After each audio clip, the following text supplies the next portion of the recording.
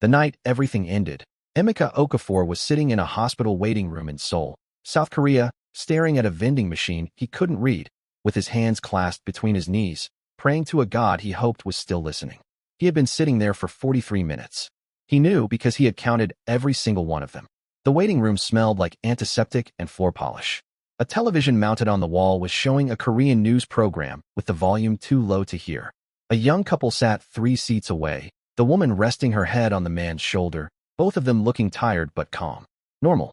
The way people looked when they were waiting for something routine. Emeka did not feel calm. He had not felt calm since the moment the nurse had come rushing past him with that look on her face, the kind of look that moves too fast to hide what it carries. He pressed his hands tighter together. He told himself she was fine. He had been telling himself that for 43 minutes. And then the door at the far end of the corridor opened, and a doctor walked toward him, a small man in a white coat, with glasses and an expression that Emeka would spend the rest of his life trying to forget. The doctor stopped in front of him. He said something in Korean. Emeka caught 2 words he understood. He had learned enough Korean by then to understand basic words. The 2 words he caught were enough. He didn't need the rest of the sentence. He sat completely still for a long moment. The fluorescent light above him hummed. The couple 3 seats away were still resting against each other. The news program was still playing silently on the wall. Everything in the room continued exactly as it had been. And yet the entire world had just tilted permanently off its axis. And nobody in that waiting room knew it except Emeka. Park Ji-yeon was dead. And Emeka Okafor's life, every single thing he had built, every sacrifice he had made, every dream he had carried from Lagos to Seoul, was about to be buried right alongside her. But to understand how a man ends up sitting in a hospital waiting room in a foreign country, watching his entire world collapse in real time, you have to go back to the beginning. You have to go back to a small compound in Seoul, Lagos, where a teenage boy with nothing but hunger and discipline discovered the one thing that would define him and eventually destroy him. Emeka was born the 3rd of 5 children into a family that was rich in love and short on everything else. His father, Emmanuel Okafor, drove a Danfo bus from Oshodi to Maryland 6 days a week. His mother, Grace, sold pepper and tomatoes at the Tejuosho market every morning, rain or shine, and still had food on the table by 7 every evening. They were not poor in the way that breaks people. They were poor in the way that builds them. The kind of poverty that teaches a child early that nobody is coming to save you, and that your hands are the only instruments of your destiny. Emeka was 16 when he first walked into Baba Tun's gym. It wasn't much of a gym. It was a converted zinc roof shed behind a mechanic workshop on Adeniran Ogunsanya Street, with mismatched dumbbells, a cracked wall mirror, and a pull-up bar welded from iron pipes. But to Emeka, walking in there for the first time and seeing the older boys training, their bodies moving like machines, their discipline sharp and purposeful, it felt like stepping into a cathedral. He started going every morning before school. He didn't tell his parents at first. His father would have said it was a waste of time. His mother would have worried about injury. So he woke at 5, slipped out before the compound stirred, trained for 90 minutes, came home, bathed, ate whatever was left from the night before, and went to school. He did this for 3 months before his mother noticed that his school uniform was getting tighter across the shoulders. "Emeka," she said one evening, standing in the doorway of the room he shared with his 2 brothers, studying him with the particular precision that only Nigerian mothers possess. "You are growing like something is feeding you in secret. What is happening to your body?" He told her about the gym. She looked at him for a long time. Then she said, "Don't get injured. And don't let it affect your studies." That was all. That was his mother's version of a blessing, and he held it like a trophy. By the time he was 19, Emeka's physique had become something extraordinary. Not just big, sculpted, defined, deliberate. The kind of body that took years of sacrifice to build. He had started entering local competitions by then, traveling to Abuja and Port Harcourt with money he saved from washing cars on weekends, winning medals that he lined up on the windowsill above his bed. His father started looking at them quietly sometimes, in the way that proud Nigerian fathers acknowledge things they didn't expect to be proud of. But Lagos had a ceiling. The fitness industry in Nigeria in those years was still finding itself. There was passion, there was talent, but there was not yet enough infrastructure or money to build a real career on. Emeka felt the ceiling pressing down on him every day. He was better than his environment. He knew it, not with arrogance, with the quiet certainty of a man who has outgrown a space and needs room to expand. The message from Uncle Biodun came on a Tuesday afternoon in March. Biodun Adeyemi was not actually Emeka's uncle. He was his mother's second cousin's husband, the kind of extended family connection that Nigerians compress into the single word uncle for simplicity. He had relocated to Seoul 7 years earlier, married a Korean woman, and was now running a small logistics business in Incheon. He had seen Emeka's competition photos on Facebook and had sent a voice note that Emeka replayed 4 times before he fully believed what he was hearing. Emeka, my guy, these people in Korea love fitness like it's a religion. I'm telling you, if you come here with that body and that discipline, you will eat well. There's a premium gym in Gangnam looking for trainers. My friend knows the owner. I can put in a word. Think about it. Emeka thought about it for exactly 6 days. Then he called Uncle Byodun back and said, I'm coming. The next 4 months were a study in determined preparation. He researched South Korea obsessively, the culture, the language, the fitness industry. He took an online Korean language course and learned to pronounce basic phrases with the kind of seriousness he gave his training. He applied for a work visa with documentation that Uncle Byodun helped facilitate. He saved every naira he could find. He sold his competition medals, all of them except one, to top up his travel fund. His mother found out about the medals 3 days before his flight. She came into the room and saw the empty windowsill and went very quiet. Then she turned and looked at him, and her eyes said everything her mouth did not. Mama, he said, I'll win more medals. Better ones. She sat on the edge of his bed and took both his hands in hers, hands rough from years of the market, hands that had fed 5 children and held a family together through every storm. She held his hands and looked at them for a long time, the way a person looks at something they already know they're about to miss. Emeka, she said finally, whatever happens over there, whatever that country gives you or takes from you, remember who you are, remember where you come from, and remember that this house is always here. He swallowed hard. Yes, Mama. She reached into the pocket of her house wrapper and produced a small white handkerchief. She folded it twice and tied it gently around his left wrist. It was something her own mother had done for her years ago, a gesture that meant, I cannot follow you where you are going, but let this remind you that someone loves you enough to try. He wore it on the plane. Seoul hit him like a wall. He stepped out of Incheon International Airport and stood for a moment just breathing it in. The cold, clean air, the staggering efficiency of everything around him, the signage in a language that looked like a beautiful puzzle he hadn't yet solved, the sheer organized scale of the city unfolding before him. Legos prepared you for chaos and noise and the electric unpredictability of human life packed into every corner. Seoul was the opposite, calm on the surface, everything in its designated place, the whole city moving like a well-engineered machine. Uncle Byodun was waiting for him at arrivals, shorter than Emeka remembered, wearing a padded jacket and a wide grin. Idon B.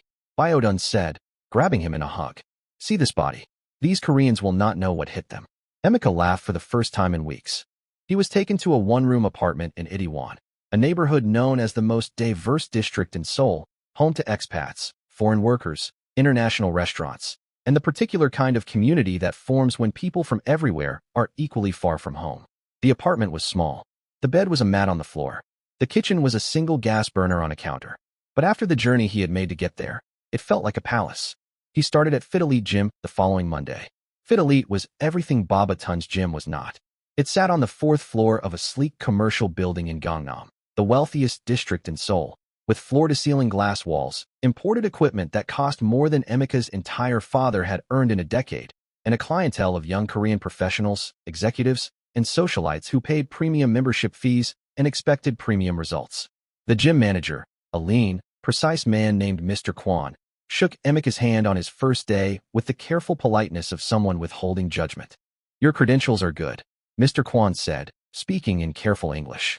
But our clients are particular. They need to trust their trainer. It may take time. I understand, Emeka said. Give me 60 days. It took 40. The first few weeks were uncomfortable. Several clients requested different trainers when they were assigned to Emeka, not always with explanation, but with a particular kind of polite deflection that communicated everything without saying anything.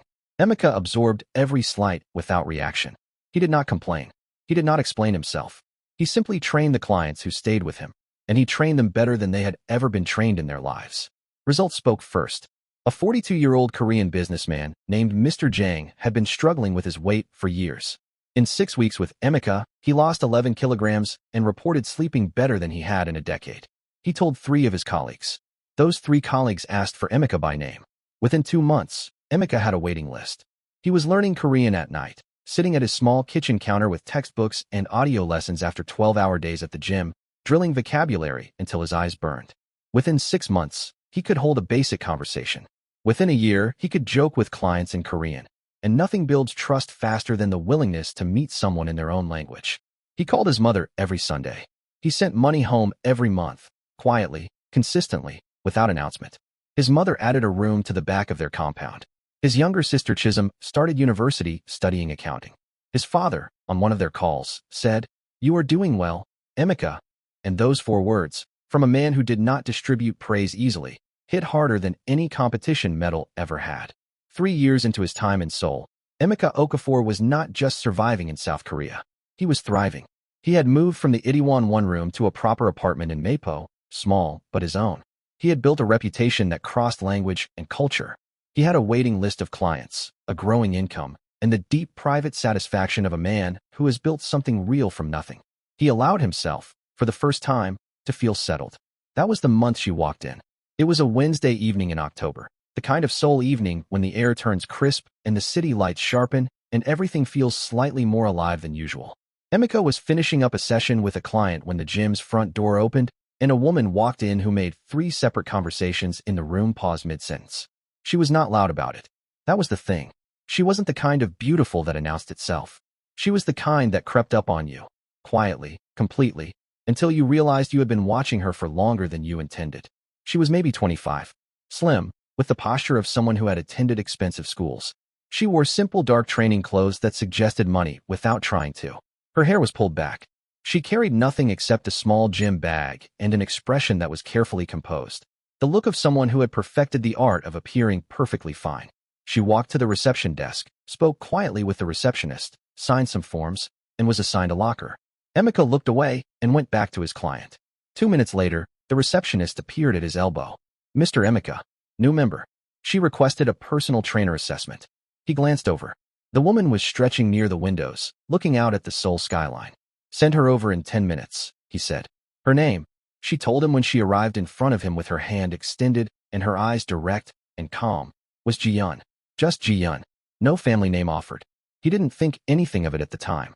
"What are your fitness goals?" he asked, clipboard in hand, entirely professional. She considered the question for slightly longer than most people did. "I want to feel strong," she said. "Not just look it. Actually feel it. Is that something you can help with?"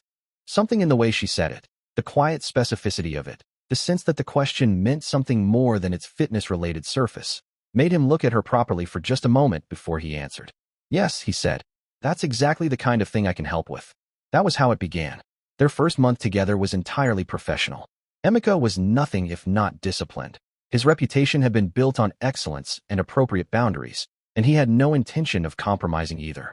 Ji-yeon trained hard, harder than he expected, with a focused intensity that impressed him. She didn't complain. She didn't perform. She just worked. But she talked. Not excessively. Not the kind of nervous chatter that some clients use to fill the silence of effort. She talked the way intelligent people talk when they have been quiet for too long and have finally found someone who seems to actually listen. She asked him questions about Nigeria.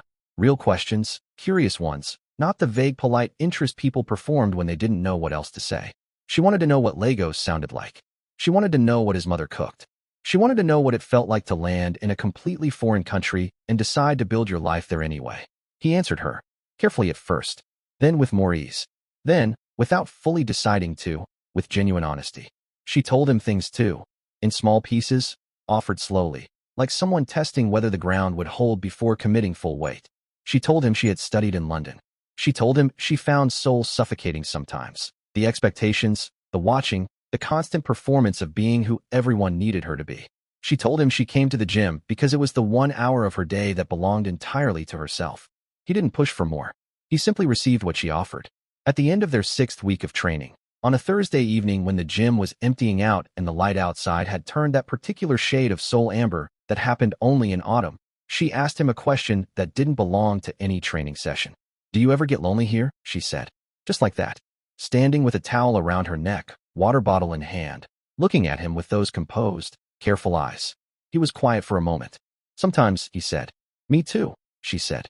And something in the way she said it, the simplicity of it, the absence of performance, reached something in him that his discipline had been keeping very carefully locked.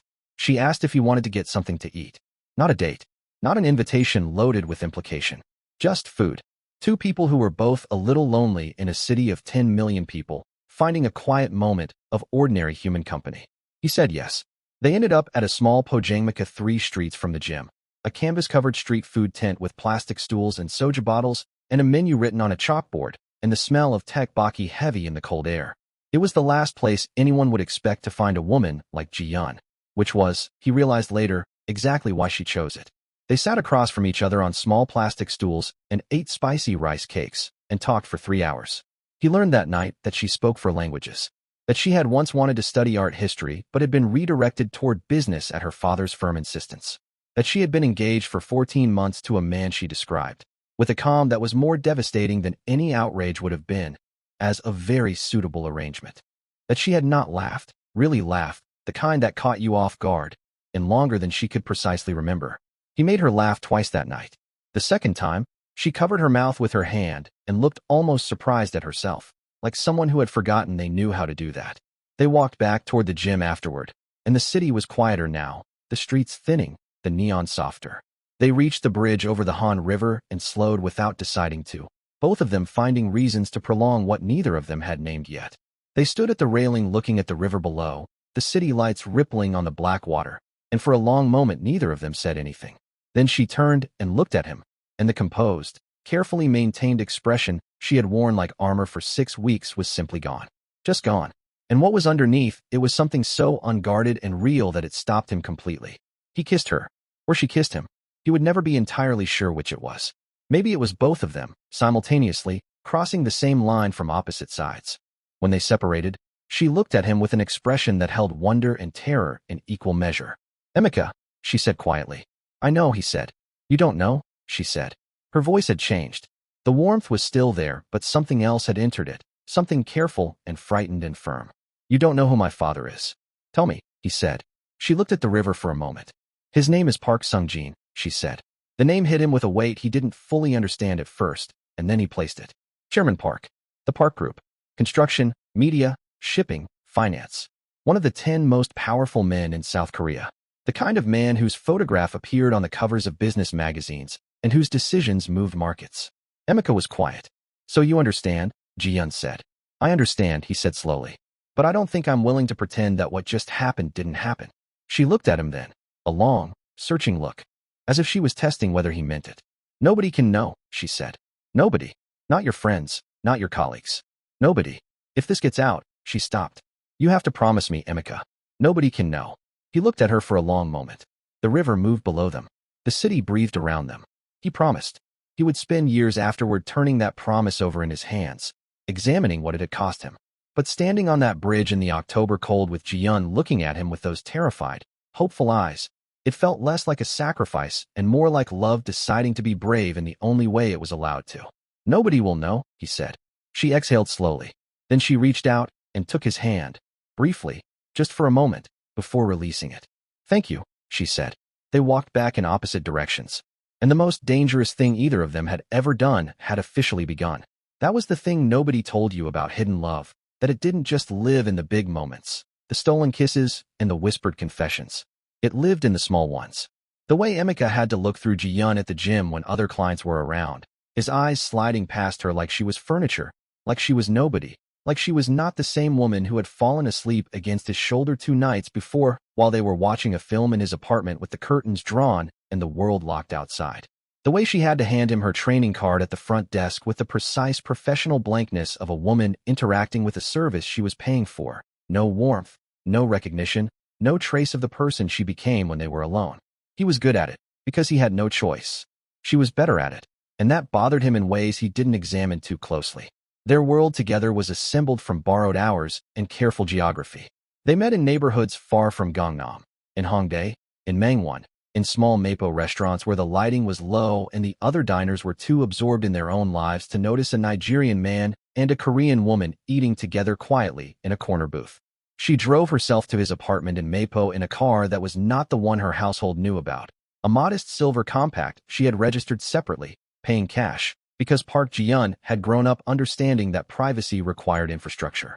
The first time she came to his apartment, she stood in the doorway and looked around, at the small space, the second-hand furniture, the Nigerian cookbook on the counter, the single competition medal on the shelf, and something moved across her face that he couldn't fully read. "What?" he said. "Nothing," she said. "It's just real." Everything in here is real. What does that mean? She walked in and set her bag down and turned to look at him. It means I live in a house with 11 rooms and a housekeeper and a personal driver and art on the walls that costs more than most people earn in 5 years, she said. And none of it has ever felt as real as this room. He didn't know what to do with that. So he did what he knew. He went to the kitchen and cooked for her. He made jollof rice that night and a goosey soup with stockfish because he had been planning it for days and had driven 40 minutes to an African grocery store in Itaewon to find the right ingredients. She sat on the kitchen counter and watched him cook with the same focused attention she brought to her training, asking questions about every ingredient, every technique, every step. When he set the food in front of her and she took the first bite and closed her eyes, really closed them, the way people did when something surprised them from the inside, he felt more proud than he had felt standing on any competition podium. Emeka, she said, eyes still closed. Yes. This is the best thing I have eaten in 3 years. He laughed.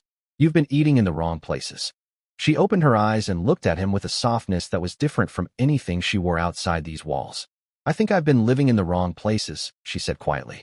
These were the moments that made everything else bearable.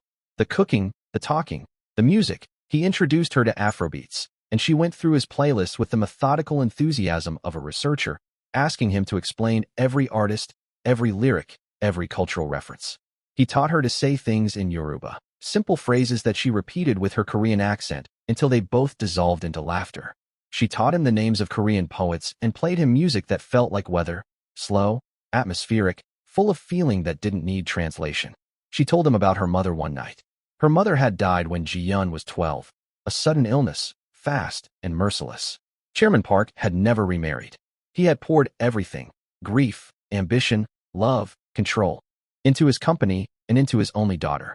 Ji-yeon had grown up inside her father's expectations like a plant growing inside a container, shaped by its boundaries, unable to spread in any direction he hadn't pre-approved. He loves me, she said. They were lying on his small sofa, her head on his chest, his hand moving slowly through her hair. I need you to understand that. He genuinely loves me. That's what makes it impossible. If he were just cruel, it would be simple.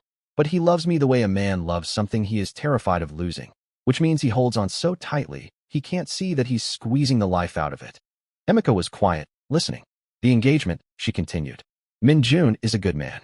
He's kind, he's educated, he comes from the right family. His father and my father have been building a business alliance for 4 years, and I am the final piece of the arrangement. She said it without bitterness, with something worse than bitterness, with resignation. If I break the engagement, I don't just hurt Min-jun. I destroy a 4-year business negotiation. I humiliate my father in front of people whose opinions matter to him more than anything, and I become the daughter who chose herself over the family. What if you did? Emeka said. She lifted her head and looked at him. What? Choose yourself, he said. What if you just did that? She looked at him for a long time, and in that look was everything.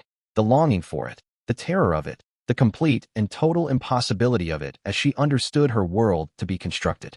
You make it sound simple, she said. I'm not saying it's simple, he said. I'm asking what would happen if you did it anyway. She laid her head back down on his chest. My father would cut me off completely. Financially, socially, everything. He has done it before. To a cousin who married without his approval. The man doesn't believe in half measures. She paused. And that's what would happen to me. The soft version of it, because I'm his daughter. She stopped. What about me? He said, very quietly. She didn't answer immediately. Emeka, my father has lawyers, connections, and the kind of patience that comes from never having lost anything he decided to keep. A Nigerian personal trainer who was secretly involved with his daughter would not. I can't even finish that sentence. He stared at the ceiling. So this is all we get, he said. It wasn't quite a question. She tightened her arm across his chest. This is what we have right now, she said. Can't that be enough for now? He wanted to say no. He wanted to say that he was a man, not a secret, and that love that couldn't stand in daylight wasn't love. It was an arrangement, and he had not come from Lagos to Seoul to become anybody's arrangement. He wanted to say all of that, but then he felt her breathing against him, the slow, trusting rhythm of someone who was safe in a way they rarely got to be, and he said nothing. He held her tighter instead, and told himself, patience. Love is patient. He would not always be able to hold on to that. The months accumulated. November became December, and Seoul buried itself in winter. Cold that came from the ground up, frost on every surface, the Han River gray and serious under low skies. Ji-yeon brought him a scarf one evening in December, a thick charcoal wool one, and made him put it on immediately, standing on his doorstep with her gloved hands adjusting it around his neck with the focused care of someone who had been wanting to do this for a while. "You Nigerians don't know how to dress for real cold," she said. "Where I'm from, cold means 22 degrees, he said. "Exactly," she said, and smoothed the scarf flat against his chest and looked up at him and smiled. The real one, the one that only came out in private, the one that changed her whole face. Exactly. He bought her something in December too. A small gold bracelet, simple, thin, delicate, from a jeweler in Insadong. The kind of piece that didn't demand attention but rewarded it. He gave it to her on Christmas Eve, which she didn't technically celebrate, but he did, and she opened the small box and went very still for a moment. "Emeka, before you say anything about being careful and not leaving traces," he said, "it doesn't have an inscription. It's just a bracelet. Wear it under your sleeve if you have to, but wear it." She looked at it for a long time. Then she held out her wrist, and he fastened it for her, and she pulled her sleeve down over it, hiding it immediately, instinctively, and then she looked up at him with eyes that were full of something she didn't put into words. She wore it every day after that. He never saw her without it. January arrived and brought with it a particular kind of tension that Emeka had started to feel but couldn't fully name. Ji-yeon was still there, still warm, still real, still the same woman who laughed at his Yoruba pronunciation and fell asleep on his sofa. But something had shifted slightly beneath the surface. She was more distracted sometimes, more careful about her phone. She canceled 2 of their planned evenings in a single week for reasons that were plausible but thin. He didn't push. He told himself she was under pressure, the engagement, her father's world, the permanent performance of being Park Ji-yeon in public. He told himself that distraction was not distance. Then one Thursday night in late January, she sent him a message at 11:15. "Can I come over? Now, please." The please alarmed him. She was not a person who used that word lightly. She arrived at his apartment 20 minutes later. She was wearing a coat over what looked like the clothes she had been wearing all day.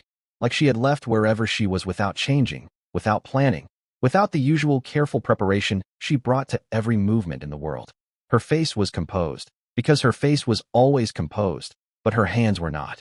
She held them together in front of her, pressed tight, knuckles pale.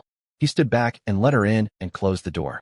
She walked to the center of his small living room and stood there with her back to him for a moment. Just stood there. "Ji-yeon," he said. She turned around. "I need to tell you something," she said. "And I need you to stay calm when I tell you, because I need you to be calm right now. I really need that from you." His heart was already moving faster. "Okay," he said quietly. "I'm calm. Tell me." She looked at him directly. Those eyes that he knew better than any other eyes in the world, that he could read in the dark. And she said it simply and without preamble, the way she delivered difficult things when she had already processed them to the point of steadiness. "I'm pregnant." The word landed in the room like something physical. Emeka stood very still. The silence stretched for several seconds, long enough that she began to look frightened by it. "How long?" he said finally. 7 weeks, she said. "I've known for 2 weeks. I'm sorry I didn't. I needed time to." She stopped, pressed her hands together tighter. "I needed to think before I spoke." 7 weeks. 2 weeks she had known.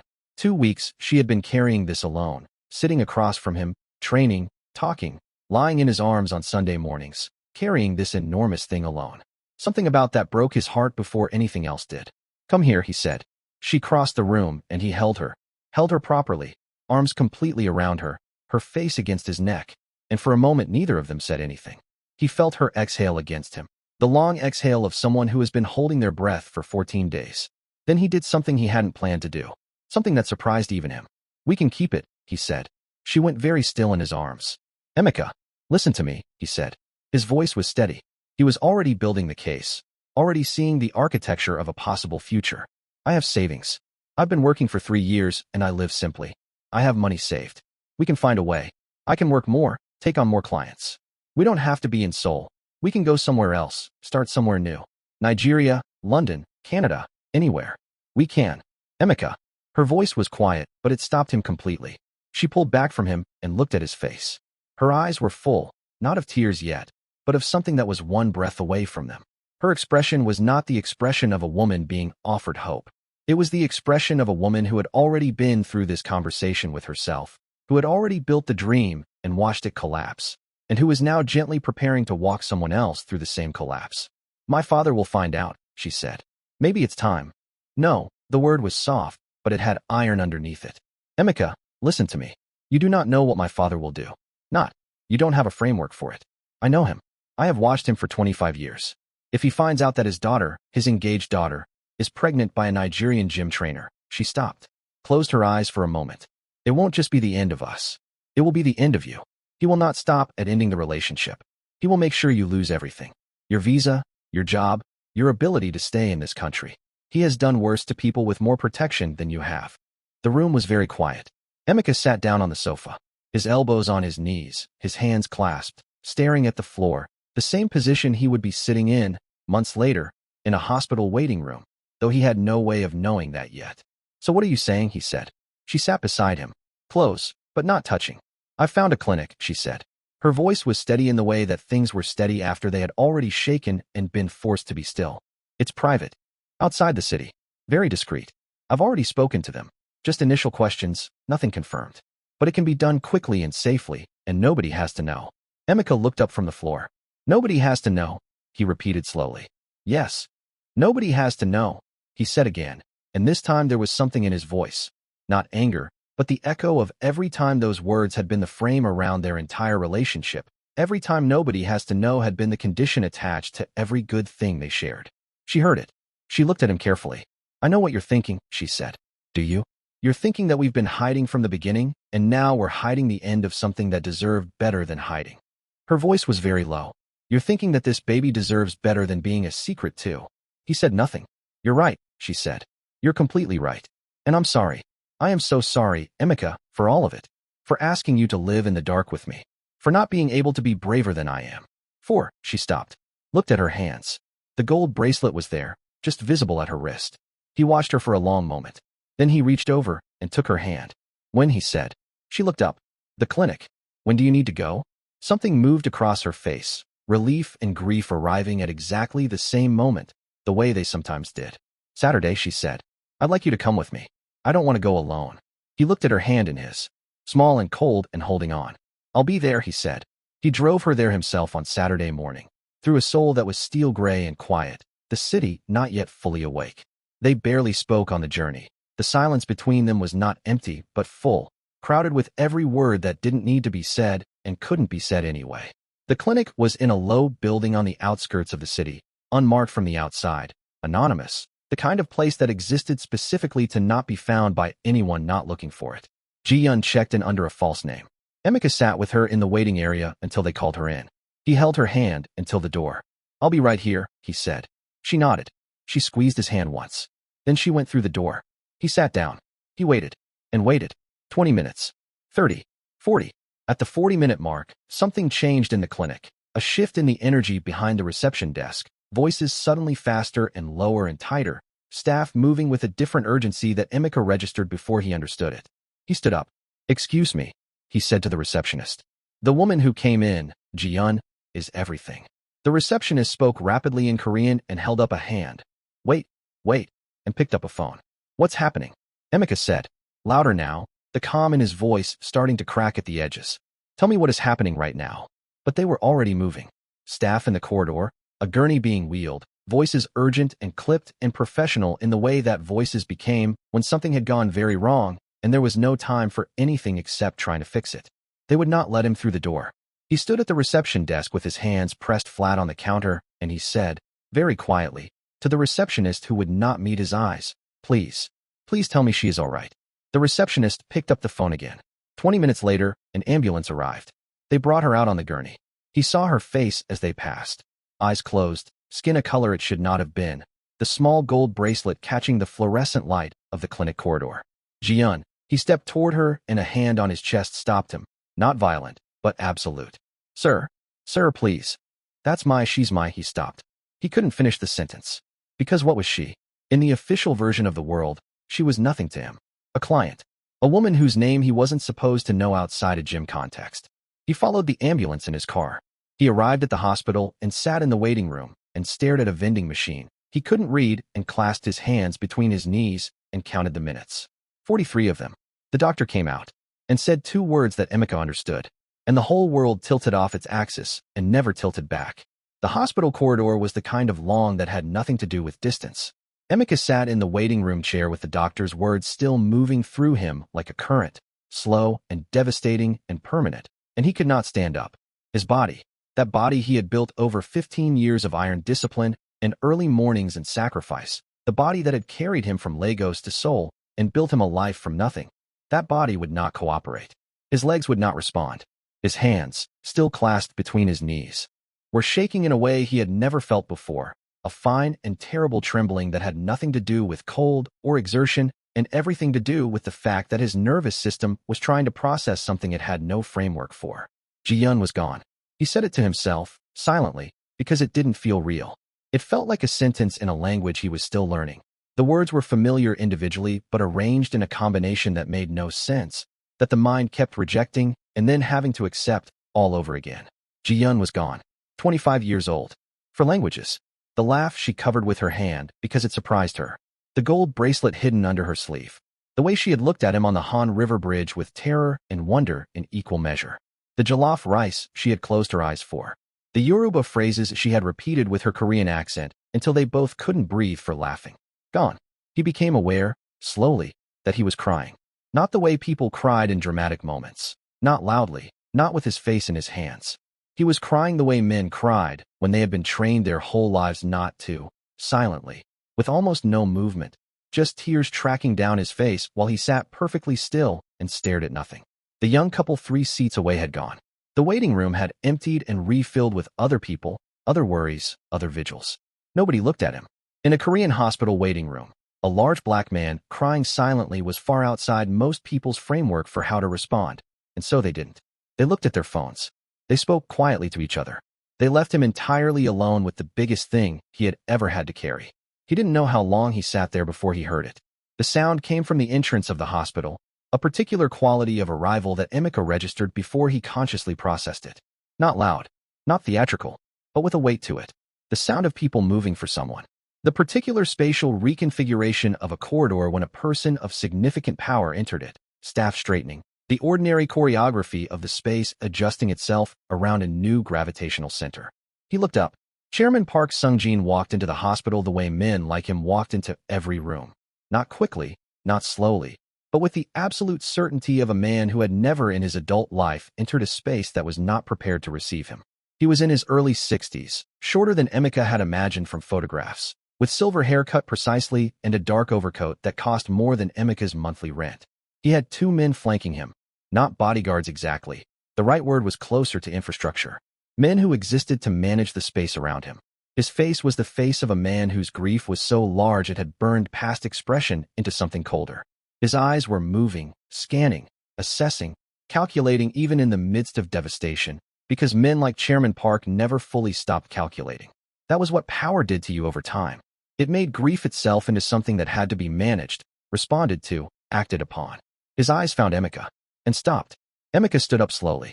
He didn't know why. Some instinct. Stand, face this, don't let it find you sitting. Chairman Park crossed the waiting room with his 2 men behind him and stopped 3 feet from Emeka. He looked at him the way you looked at something you were trying to classify, trying to place into a category that would allow you to know what to do with it. His eyes moved over Emeka's face, his clothes, his hands, his size, with the methodical efficiency of a man whose entire career had been built on rapid, accurate assessment. Then he spoke, in Korean. Rapid, low, controlled. One of the men beside him, younger, with good English, translated with the careful neutrality of a professional translator who had learned never to add his own emotion to someone else's words. He asks, "Who are you? What are you to my daughter?" Emeka looked directly at Chairman Park, not at the translator, at the man himself. "I am her friend," Emeka said. His voice was steady. He was surprised by that. The translator related. Chairman Park's expression did not change, but something behind his eyes shifted, a minute recalibration. He spoke again. He says, "Her friend. A Nigerian man. A gym trainer. Her friend." The translator's voice was carefully flat. He asks, "How does a gym trainer come to be at a private clinic with his daughter on a Saturday morning? What kind of friend brings a woman to a place like that?" The question hung in the air between them. Emeka said nothing, because there was no answer that was both true and survivable, and he had always been poor at lying. Chairman Park studied his silence with the patience of a man who had conducted 10,000 negotiations. Then he spoke at length. A longer passage this time, his voice low and controlled and terrible in its quietness. The translator's voice, when it came, was almost apologetic. He says, "He will find out everything. He always finds out everything. He has lawyers who have destroyed men with more protection than a foreign worker on a temporary visa. He says, whatever you were to his daughter, whatever happened in that clinic today, you will answer for it. Not today. Today he has to go and identify his child. But you should not leave Seoul. You should not go anywhere. Because if you run, it will be the confirmation of everything he already suspects, and the consequences of that confirmation will follow you to the ends of the earth. Chairman Park held Emeka's gaze for 3 more seconds. Then he turned and walked toward the corridor where his daughter's body was waiting for him. Emeka stood and watched him go and felt the floor shifting beneath his feet. He should have run. He knew that even then. Some part of him that operated on pure instinct and survival was screaming at him. Go. Now. Get your passport. Get to Incheon. Get on the first flight to Lagos and do not look back. The man had just told him in the clearest possible terms what was coming, had essentially handed him a window and shown him which direction to jump. He didn't run. He couldn't explain it fully, even years later, sitting in Nigerian sunlight trying to reconstruct his own reasoning.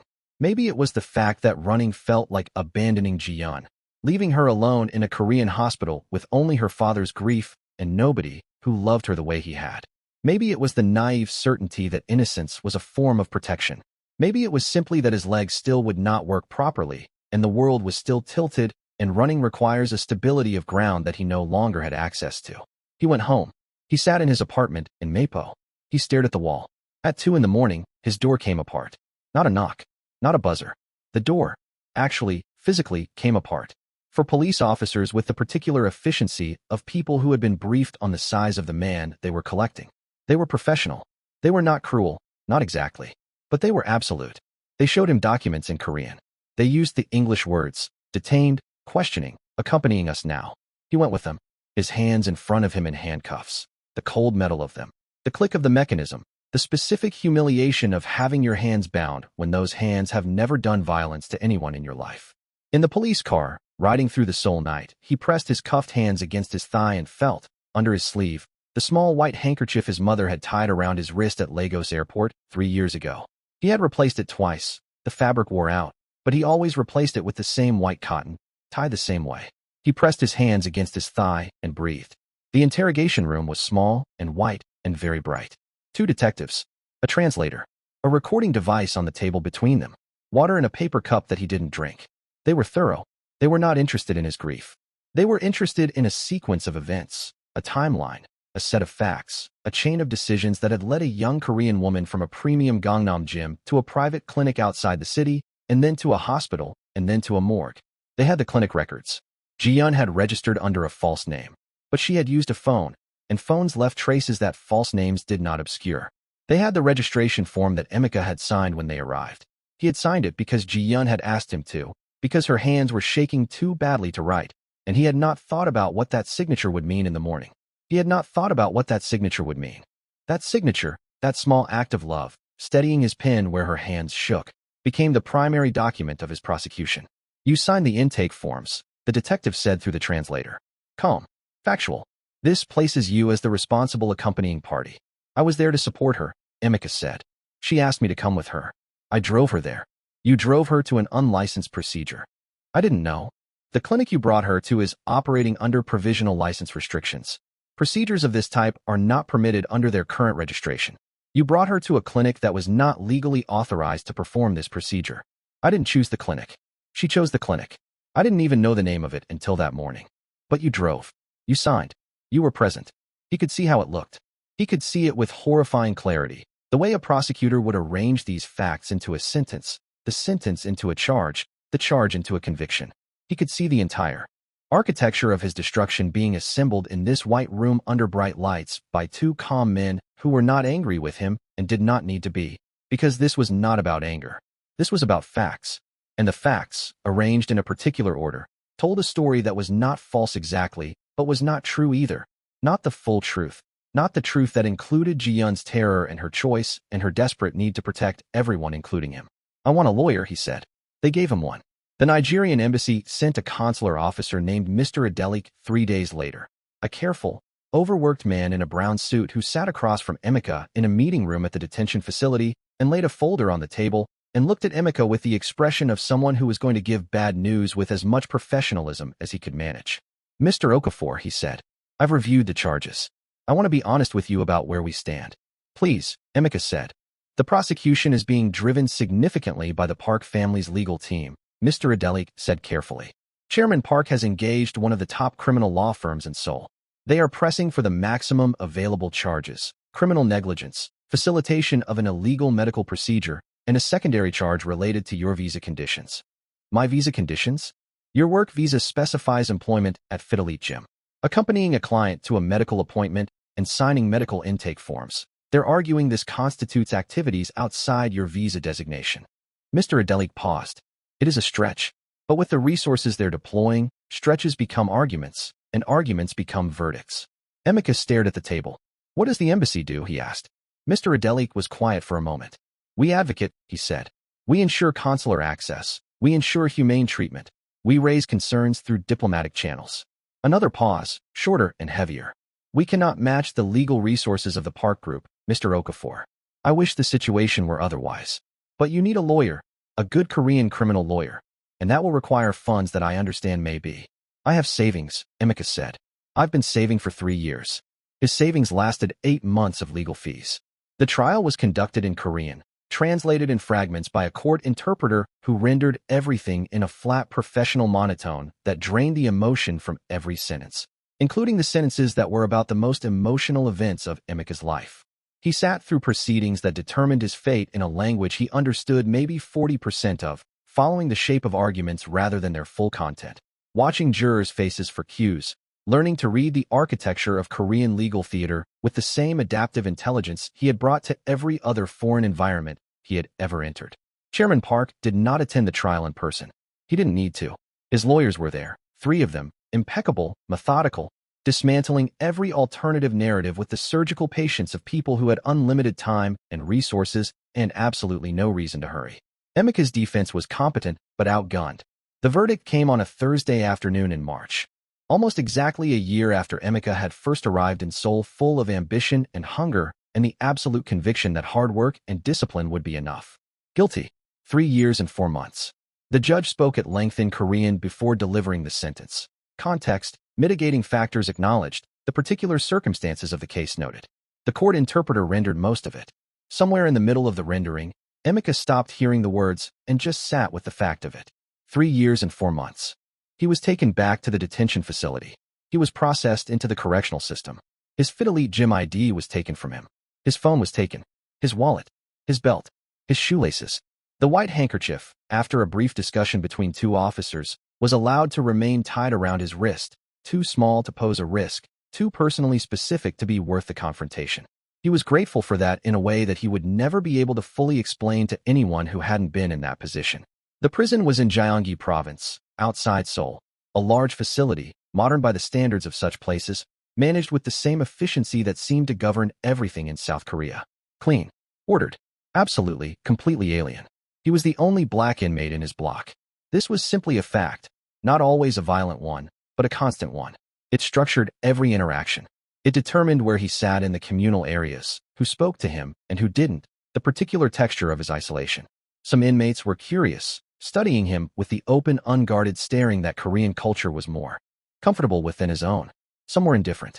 A few were hostile in the low-level, persistent way that required no overt action to be completely effective. The moved tray, the occupied seat, the conversation that stopped when he approached and restarted when he moved away. He learned not to need any of them. He structured his days with the same discipline he had always had, the same architecture of effort and routine that had built his body and his career. He woke early. He used whatever floor space he had for exercise. He read Korean novels at first, because they were available, and reading them forced him to keep pushing his Korean, to keep his mind engaged and expanding rather than contracting around his grief and his anger.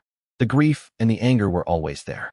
He didn't pretend otherwise, but he kept them in their designated space, acknowledged, contained, not permitted to colonize everything else. He wrote letters to his mother every week. He never sent a single one. He would write until the letter was finished, until he had told her everything, the whole story from bridge to clinic to courtroom, and then he would sit with the finished letter in his hands and know that he could not send it, not because he was ashamed, but because his mother had tied a handkerchief around his wrist at an airport and told him this house is always here, and the least he could do for a woman who had given him everything was not make her carry this particular weight from 8,000 kilometers away. He tore every letter up. neatly, in the same place. Then he lay on his bunk and thought about Ji-yeon. He thought about her constantly at first, raw, consuming, the kind of grief that lived in the body as much as the mind. The sound of her voice, the weight of her head on his chest, the way she had held his hand until the clinic door.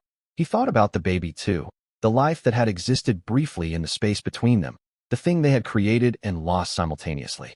He grieved that quietly, without language, because he had no framework for it and no one to grieve it with. Over time, many months, then more than a year, the grief changed shape. It didn't leave, but it became something he could carry rather than something that was carrying him. He thought about what she had said that night on his sofa. I've been living in the wrong places. He thought about whether, in some alternative version of their story, there was a path where love had been allowed to be brave enough, where Ji-yeon had found the courage, and he had found the patience, and Chairman Park's world had somehow been small enough to walk away from.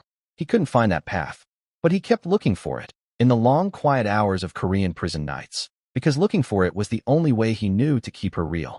18 months into his sentence, a young inmate named Dong-hyun, 19 years old, inside for a non-violent financial offense, with terrified eyes and no idea how to conduct himself in this environment, was assigned to the bunk above Emeka's.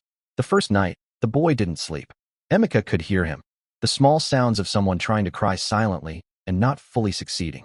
Emeka lay on his bunk and stared at the ceiling. Then he said, quietly, in Korean, "It gets easier. Not easy, but easier." A long silence from the bunk above. Then the boy's voice, small and uncertain. "How long have you been here?" 18 months, Emeka said. Another silence. "You're not Korean?" the boy said.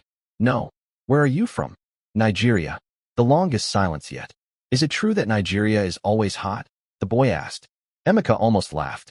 He hadn't laughed in so long the feeling was almost unfamiliar. "Always," he said.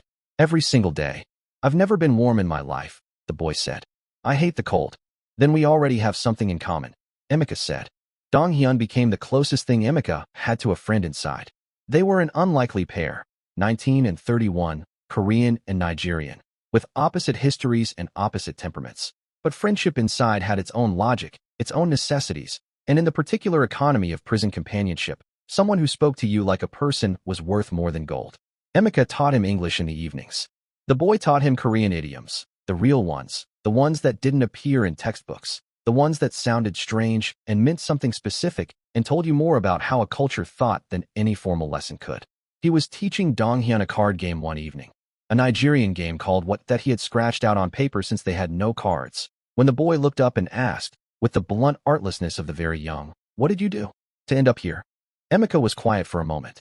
"I loved someone," he said. The boy frowned. That's it. Dong-hyun considered this with the seriousness of someone encountering an idea that didn't fit his existing categories. "That doesn't seem fair," he said. "No," Emeka agreed. "It doesn't." The boy looked at his paper what cards. "Did she love you back?" Emeka thought about the Han River Bridge, the pojangmaka, the jollof rice, the gold bracelet, the hand held until the clinic door. "Yes," he said. "She did." "Then at least that part was real," Dong-hyun said, with the accidental wisdom of the very young. Emeka looked at him for a moment. "Yes," he said quietly. "At least that part was real." He served 3 years and 4 months. Not a day less, not a day more. The day they released him, they gave him back his belongings in a brown envelope, wallet, phone with a dead battery, belt, shoelaces. He put everything on in the discharge area with the methodical focus of a man reassembling himself one piece at a time. The white handkerchief was still on his wrist. He walked out of the facility into a Korean morning that was bright and cold and indifferent, and he stood on the pavement outside and breathed. Just breathed. The air tasted different outside, or maybe it tasted the same, and he had simply forgotten. Uncle Biodun was not there. They had lost contact 18 months in when Biodun's phone number changed, and Emeka had no way to reach him from inside. His Fit Elite colleagues had gone silent long before the trial. His Korean clients, the ones who had built his waiting list, who had told their friends, who had called him the best trainer they'd ever had collectively, quietly, and completely disappeared from his life the moment his name appeared in connection with the Park case. He had known they would. He hadn't let himself feel it until now. He stood on the pavement with his brown envelope and his dead phone, and approximately 30,000 won that remained in his wallet, enough for a bus and a meal and nothing else. And he understood with a clarity that was almost peaceful that he had nothing. Not the apartment in Mapo, gone, naturally, the lease long dead. Not the savings, consumed by legal fees. Not the career, Korean fitness industry contacts didn't survive a criminal conviction and a connection to Chairman Park's dead daughter. Not the visa, permanently revoked as a condition of deportation. He was being deported. He had 2 days. He spent those 2 days in a deportation holding facility, a step above prison, a step below the world. He sat on his bunk and let himself feel the full weight of it for the first time. All of it. Every layer. The loss of Ji-yeon, which he had been carrying so long it had become structural, a part of his architecture, a load-bearing grief. The loss of the baby, which nobody in the entire Korean legal system had ever acknowledged as something worth grieving, because it was a termination, a procedure, a clinical event, not a person, not a loss, not something a Nigerian gym trainer had any right to mourn. The loss of the life he had built, 3 years of impossible work, discipline, sacrifice, money sent home, clients transformed, Korean learned phrase by phrase, respect earned centimeter by centimeter. All of it. Gone. He sat with all of it. And then, not with drama, not with a speech, not with any of the theatrical gestures of cinematic resilience. He simply decided to survive. Not to be okay. Not to be healed. Not to be at peace with any of it. Just to survive. To get on the plane. To walk out the other side. To keep being Emeka Okafor. Because the alternative was to let the entirety of what had happened take the last thing he had, which was himself. He got on the plane. The plane touched down at Murtala Mohammed International Airport on a Thursday afternoon in August, and the heat came through the fuselage walls before the doors even opened. That specific Lagos heat that had nothing subtle about it. That hit you like a physical thing, like the city itself reaching up to grab you before you had fully decided to arrive. Emeka sat in his seat until almost everyone else had stood and gathered their bags and shuffled toward the exit. He sat and looked at the headrest in front of him and breathed. The Korean deportation officer who had accompanied him to Incheon and watched him board had handed him a sealed brown envelope at the gate. Final documentation, visa revocation notice, the official paperwork of a life being formally expelled from a country. The envelope was in his lap. He had not opened it. He didn't need to read it to know what it said. He was the last person off the plane. He walked through the arrival terminal with the particular invisibility of a man who had learned, in 3 years of Korean prison, to move through spaces without requiring anything from them. Customs. Immigration. The baggage carousel where he had one bag. A single carry-on that contained everything he had left in the world. 3 changes of clothes. A Korean novel he had been given by Dong-hyun on his last day inside. A dead phone. A dead phone. And at the very bottom, wrapped in one of his shirts, the single competition medal he had kept when he sold the others to fund his flight to Seoul 6 years ago. He had held on to that medal through everything. He didn't fully know why.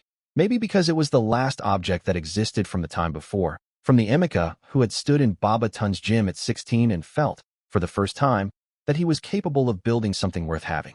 He came through the arrival doors into the main terminal, and the noise of Lagos hit him. The particular organized chaos of Murtala Mohammed, the shouting and the color and the movement, and the smell of suya from a vendor somewhere, and the sound of Yoruba, and Igbo, and Pidgin all happening simultaneously in the magnificent indifference to order that was the city's permanent operating mode.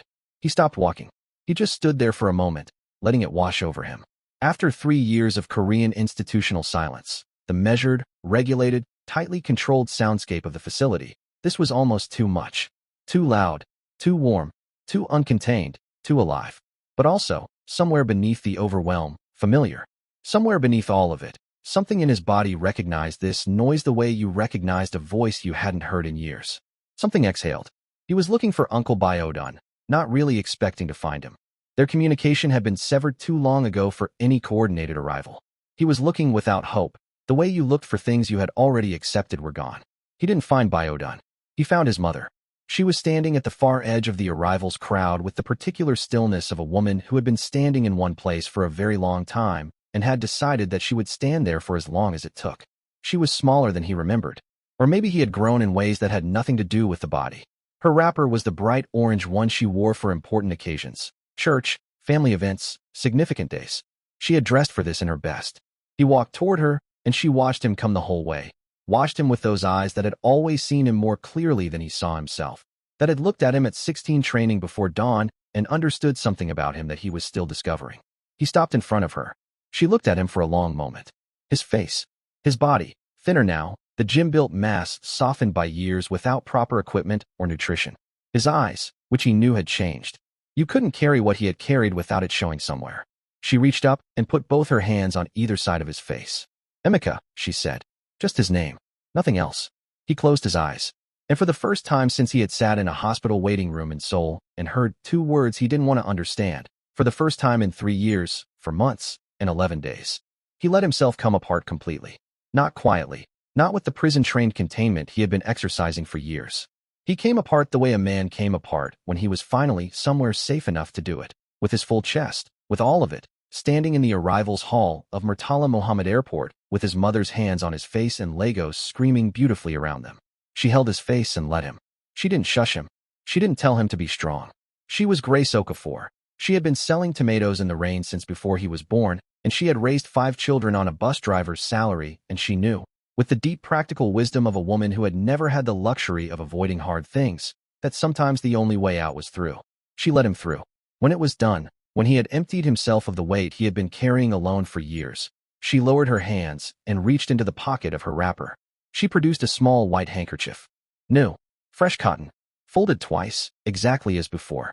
She took his left wrist, the one with the old worn one tied on it, the one that had traveled to Seoul and through a trial and through prison and back, and she untied the old one carefully, folded it, put it in her pocket. Then she tied the new one in its place, the same knot, the same wrist. "You're home," she said. He looked at the new handkerchief on his wrist. He nodded. They went home in a yellow Danfo. His mother had come by public transport because there was no money for other options, and he found that he didn't mind at all. He sat by the window and watched Lagos move past, and felt the city recalibrate itself around him. Surulere looked the same. The compound looked the same. The added room his mother had built with his Korean money now weathered and integrated into the original structure. The mango tree in the corner of the yard that had been his climbing tree at 9 years old was still there, taller now. His father came out of the house when they arrived. Emeka Okafor was 63 now, his bus driving days behind him. His knees had given out 2 years prior, and he was retired, managing on a small income from the room they rented out at the back of the compound. He stood in the doorway and looked at his son. He was a man of few words. He had always been a man of few words. He opened his arms, a gesture so uncharacteristic, so stripped of his lifelong performance of Nigerian paternal restraint, that it hit Emeka harder than almost anything else that day. He walked into his father's arms. Emeka Okafor held his son for a long time without saying anything. Then he said, quietly, into Emeka's shoulder, "You are here. That's what matters. You are here." The neighborhood received him the way neighborhoods received men who had been away a long time and returned under complicated circumstances, with a mixture of warmth, curiosity, and the particular Lagos brand of speculation that moved through compounds and street corners with more efficiency than any news network. Some people came to the compound to greet him, genuinely glad to see him, asking no difficult questions, bringing food, treating his return as simply a return. These people he was grateful for in ways he could not express. Others were different. He could feel them. The ones who had heard things, constructed narratives from fragments, decided what his story meant before he had said a word of it. He saw it in the way certain conversations paused when he approached, in the careful neutrality of specific faces, in the particular silence that followed certain greetings. He didn't defend himself. He had no energy for it. And more importantly, he had learned in a Korean courtroom that the truth was not always the thing that determined the story people told about you. So he let them tell whatever stories they needed to tell. He woke every morning and went on. It was harder than it sounded. There were mornings in those early Lagos weeks when the weight of everything he had lost arranged itself on his chest before he was fully conscious, and he lay on his old childhood bed staring at the ceiling fan with the specific heaviness of a man who could not immediately find a reason to get up. The gym career, gone. The Korean network, gone. His savings, gone. His prime years, consumed. The international fitness reputation he had been building, the clients, the waiting list, the income, the Mapo apartment, the soul life he had constructed piece by piece from nothing, all of it gone. And underneath all of it, always, Ji-yeon. He had not said her name out loud to anyone. Not to his mother, not to his father, not to any of the childhood friends who had come to the compound. She existed in him in a place that he kept private, not from shame, but from the understanding that she deserved more than to be reduced to the cautionary element of someone else's anecdote. She deserved to be known as she actually was, the woman who had looked at his small Mapo apartment and called it real, who had eaten his jollof rice and closed her eyes, who had tied a secret gold bracelet under her sleeve and never taken it off. He grieved her privately, completely, on his own terms. 3 weeks after he returned to Lagos, he went back to Baba Tun's gym. The old man was still there, older, slower, with a new assistant managing most of the training, but still present every morning in the same zinc-roof shed on Adeniran Ogunsanya Street. Baba Tund looked at Emeka when he walked through the door with the unsurprised recognition of a man who had seen many people come and go and return and come and go again. "Emeka," he said simply. "You're back." "I'm back," Emeka said. Baba Tund looked him over, the same appraising look he had given a 16-year-old boy standing in this doorway for the first time, assessing what was there to work with. "You've lost mass," he said. "I know. You'll get it back." "I know." Baba Tund nodded once, the Nigerian elder's version of a full emotional welcome, and gestured toward the equipment. Emeka changed and started training. The first session nearly broke him. His body had lost more than he had fully acknowledged. 3 years of inadequate equipment and nutrition had taken a serious toll on what had taken 15 years to build. He couldn't lift what he used to lift. He couldn't sustain what he used to sustain. His body felt like a house that had been left empty too long. The structure was still there, but everything needed work. He went back the next morning. And the morning after that. He said nothing to Baba Tund about Korea. Baba Tund asked nothing. This was one of the things Emeka had always respected about the old man. He understood that some people came to the gym to build themselves, and some came to rebuild themselves, and that the equipment didn't ask which one you were. The neighborhood boys started appearing within the second week. Lagos teenagers had a particular radar for something worth watching, and a large man training with quiet, ferocious intensity in a small gym before 6 in the morning was apparently worth watching. They appeared one by one at first, hanging at the doorway, pretending they were just passing, gradually drifting closer. By the third week, there were 4 of them, aged 15 to 19, watching him train with the focused hunger of boys who had found something they wanted but didn't know yet how to ask for. He saw himself in them so clearly it almost hurt. One morning, a Tuesday, the air already thick with heat before 7. The boldest of them, a 15-year-old named Segan with a gap between his front teeth and a confidence that was equal parts bravado and genuine spark, stepped into the gym and stood in front of Emeka mid-set. "Oga," Segan said. "Teach us." Emeka set down the weight, looked at the boy. "Teach you what?" "What you're doing," Segan said, as if this was obvious. "How to be like that. Strong like that." Emeka looked at him for a long moment. Then he looked past him at the other 3 boys hovering in the doorway. He thought about Baba Tund looking at a 16-year-old boy in this same doorway 30 years ago and seeing something worth investing in. "You come every morning," Emeka said. 5:30. "You don't be late. You don't make excuses. You don't give up when it gets hard. Can you do that?" Segan's chin came up. "We can do that," he said. "We'll see," Emeka said. "Come back tomorrow." 5:30. All 4 of them were there at 5:20 the next morning. Training them gave his days a shape they had been missing. It gave his knowledge somewhere to go. All of that accumulated expertise, the 15 years of bodybuilding science and training methodology and nutritional knowledge that the Korean prison system had not been able to take from him because it lived in his body and his mind rather than in a bank account or a visa document. It gave him purpose in the particular way that teaching always gave purpose, the turning outward of something that had been turned inward for too long. He charged them nothing. He had nothing to charge them with and nowhere to be. But something else began to happen, quietly and without announcement. Word spread, not the way it had spread in Gangnam among wealthy Korean professionals, not through waiting lists and premium memberships. It spread the way things spread in Lagos neighborhoods, through compounds and bus stops and evening conversations, through mothers telling other mothers, through the particular informal network of community knowledge that Lagos had always run on. People started coming to him. Not teenagers, adults. A 30-year-old teacher who wanted to lose weight before her wedding. A young man who had been told by a doctor that his blood pressure was dangerously high and that exercise was non-negotiable. A small group of women from the compound 3 streets over who had heard about the man training boys for free and wanted to know if he would train them too. He trained them all. In the mornings before the sun got serious. In the small yard behind the compound when Baba Tund's gym was busy. On the concrete behind the mechanic workshop where he had first watched older boys train at 16. He charged what people could pay. Sometimes that was money. Sometimes it was food. Sometimes it was nothing, and that was fine too. One evening in November, 3 months after he had landed at Murtala Mohammed, he was sitting outside the compound in the cooling dark, watching the street settle into its evening rhythms, when Segan appeared and sat down beside him without being invited, the way teenagers did when they had decided you were safe. They sat in companionable silence for a while.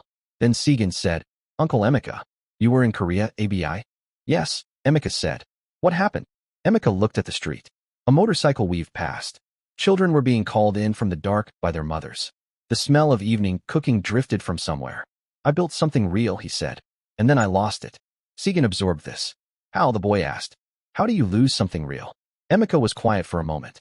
I loved someone I wasn't supposed to love, he said. And the world we lived in was too small for what we were. Segan was quiet. The street moved around them. Did she love you? The boy asked.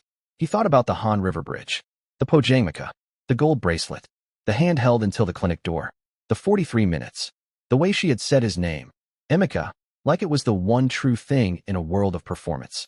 Yes, he said. She did. Then you didn't lose everything, Segan said. Emeka looked at the boy. Segan shrugged with the casual profundity of the very young. If she loved you and you loved her, and that was real, then that part nobody could take. You still have that part. Emeka held the boy's words in the evening air and felt something shift, something very small, very deep, like a stone that had been wedged in a particular place for years and had finally worked itself loose. Dong Hyun had said the same thing, almost exactly, in a Korean prison cell 18 months ago. At least that part was real. He looked at his left wrist. The white handkerchief, new and clean, his mother's not.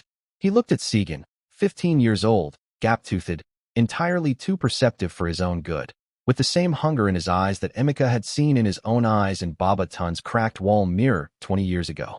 You're going to be all right, you know, Segan said. Then immediately, as if he had surprised himself with the seriousness of it, he grinned the gap-toothed grin. After all, you're training me now. How can you not be all right? Emeka laughed. A real laugh. The full kind. The kind that caught you off guard and reminded you it was still possible. It came up from somewhere and surprised him. The way Ji-Eun's laugh had always surprised her, and the similarity of that made him both ache and feel oddly held. He laughed, and Segan laughed, and the street continued its evening business around them. He was 32 years old. He had built an empire and lost it. He had loved a woman who was never supposed to love him back, and she had loved him anyway. He had sat in a foreign courtroom and been sentenced for the crime of having been present when the worst thing happened. He had spent 3 years in a Korean prison learning Korean idioms and teaching card games and finding, in the most unlikely friendship, the thing that kept him human. He had been deported with nothing and come home to a mother who dressed in her best wrapper and stood in an arrival's hall for as long as it took. He had lost nearly everything. But he was still Emeka Okafor. Still the boy from Surulere who had stood in a zinc-roofed shed at 16 and understood, in his bones, that his hands were the instruments of his destiny. Still the man who had built a life in Seoul from nothing and would, if his hands still worked and his mind still held and his body still responded to the discipline he had always demanded of it, build something again. Not the same thing. He was under no illusion about that. The Korean chapter was closed. The Fit Elite gym, the Gangnam clients, the Mapo apartment, the Seoul life, those were gone, and he had made his peace with gone. You couldn't rebuild what was gone. You could only build what was next. He didn't know yet what next looked like. He had 4 teenagers training before dawn. He had a yard and a compound, and a mother who fed him, and a father who had held him without saying anything, because sometimes that was the only true language. He had the knowledge in his body, 15 years of it, Korean refined, prison preserved, and he had Lagos, which was chaos and noise and heat and life, and always, another chance if you were willing to fight for it. He had enough. He got up the next morning at 5. He trained. And that is the story of Emeka Okafor, a man who crossed oceans, built dreams, loved deeply, lost everything, and chose, in the quiet of a Lagos evening, to be all right anyway. Some of you watching this right now are carrying your own version of this story. Maybe not in Korea, maybe not in a prison, but you know what it feels like to build something real and watch it disappear. You know what it costs to love someone you weren't supposed to love. You know what it means to come back to the beginning with nothing but yourself and have to decide whether that's enough to start again. Emeka says it is. We think you already know he's right. If this story moved you, and we believe it did, do 3 things right now.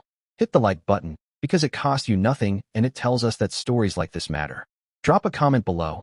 Tell us what moment in this story hit you hardest, because we read every single one and your words keep us going.